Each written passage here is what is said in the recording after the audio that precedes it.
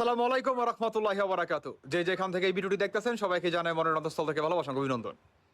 Breaking news, breaking news, breaking news. দর্শক বন্ধুরা, এখন হবে অন্তর্বর্তীকালে সরকারের বিপরীতে ইন্টারন্যাশনাল খেলা। কি সেই ইন্টারন্যাশনাল খেলা? আমাদের বাংলাদেশে যখন নাকি আপনার আওয়ামী লীগের পতন ঘটে এবং আপনার শেখ হাসিনার পতন ঘটে, সেখানে কিন্তু প্রতিটি মানুষ ছিল এই আন্দোলনে। এখন ১২ ঘন্টার আলটিমেটাম দিলেন ডক্টর ইউনূসকে। যদি আপনার সঠিকভাবে এই বিচার আওতায় আনতে না পারে এদেরকে, তাহলে ১২ ঘন্টার ভিতরে এদেরকে পদত্যাগ করতে হবে, না হলে বাংলাদেশের প্রতিটি শ্রেণীর মানুষ এদের বিরুদ্ধে দাঁড়াবে। আপনার মির্জা ফখরুল সাহেব তিনি বললেন, আমাদের বাংলাদেশের শ্রেষ্ঠ সন্তান হচ্ছে মুক্তি বাহিনী বা মুক্তিযোদ্ধারা, তাদের জন্য আমরা এই বাংলাদেশটা দেখতে পেলাম। কিন্তু এই মুক্তিযোদ্ধাদের কিভাবে জুতার মালা দিয়ে এদেরকে অপমান অপদস্থ করা হয়, এটা তো কখনো গ্রহণযোগ্য না ব্রো। তো এটার জন্যই আপনার মির্জা ফখরুলের বক্তব্য হচ্ছে ৫ই আগস্ট আমরা যেমন শেখ হাসিনার জন্য মাঠে নামছি, কিন্তু এই মুক্তিযোদ্ধার বা এদেরকে নিয়ে অপমান এটা সহ্য করার মতো না। ৫ই আগস্ট বাংলাদেশের জনগণ নামছে, কিন্তু আমরা এই ৫ই আগস্টের থেকেও ভয়ঙ্কর রূপে আমরা এই অন্তর্বর্তীকালের সরকারের জন্য নামবো। কেন নামবে? কারণ মুক্তিযোদ্ধা বাহিনীদের অপমান করা। এখন অনলাইনে আসলে অনেককেই দেখতেছে, অনেক অনেক বুদ্ধিজীবীদেরকে দেখতেছি।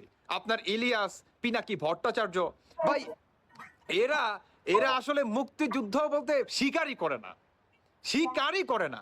আজকে আসলে পিনাকি ভট্টাচার্যর একটা ভিডিও দেখলাম, তিনি স্পষ্ট বক্তব্য তার যে মুক্তিযোদ্ধা বাহিনীকে জুতার মালা দিছে, এতে এত পীড়িত কিসের? কিংবা অন্তর্বর্তীকালে সরকার যদি আপনার কোনো পদক্ষেপ নিতে চায়, তাহলে নাকি তারা নাকি এইটা করব সেইটা করব, আন্তর্জাতিক মাধ্যমে মামলা করবো এবং আরো কি কি আপনার গোপন তথ্য ফাঁস করব।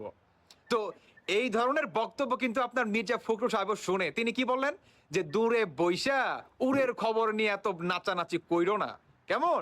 আমাদের বাংলাদেশের শ্রেষ্ঠ সন্তান হচ্ছে মুক্তিযোদ্ধা বাহিনী সন্তান। দেখেন, একটা কথা আছে, সেটি হচ্ছে আমাদের বাংলাদেশটা ৩০ লক্ষ মানুষের রক্তের বিনিময়ে দেশটা কেনা হইছে।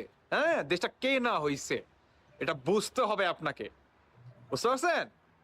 এই দেশটা কারো বাপ দাদার সম্পত্তি না, এটা পাকিস্তানিদের কাছ থেকে কেনা হয়েছে, কেনা।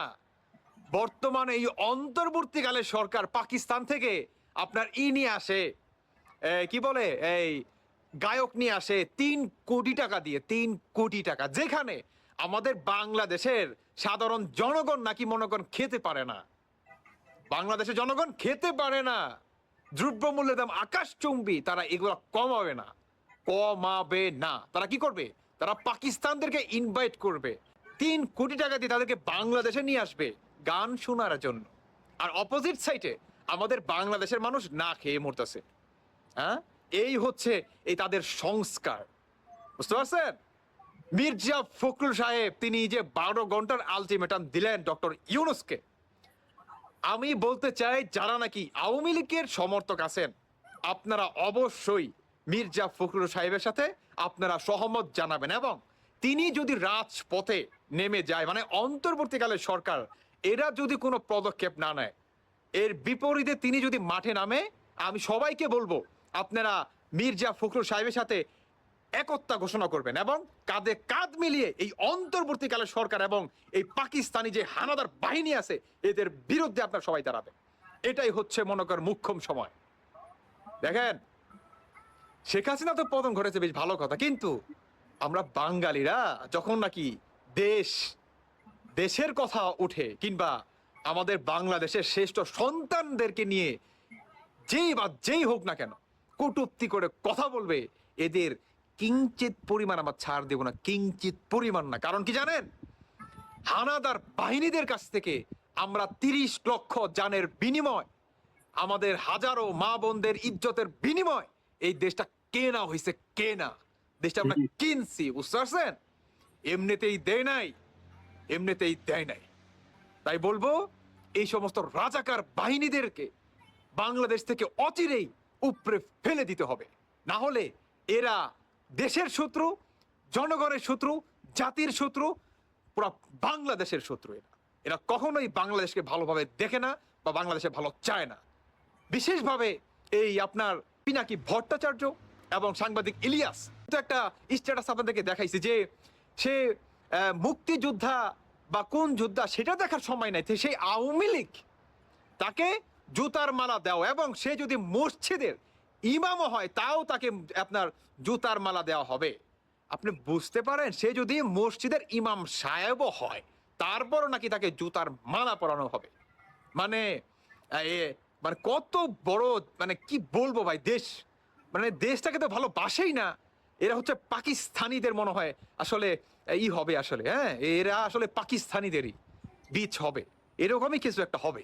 তখন আসলে ভাই কলিজাটা মানে না, বুঝছেন, কলিজাটা মানে না, চিহ্ন বিচূর্ণ হয়ে যাবে, বুঝছেন, মানে ভাষায় প্রকাশ করার মতো না ভাই।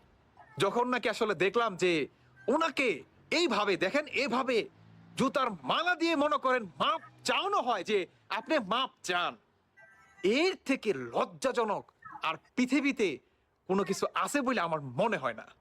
বুঝতে পারছেন, আমার মনে হয় না। বুকটা ফেটে যায় ভাই, বুকটা ফেটে যায়।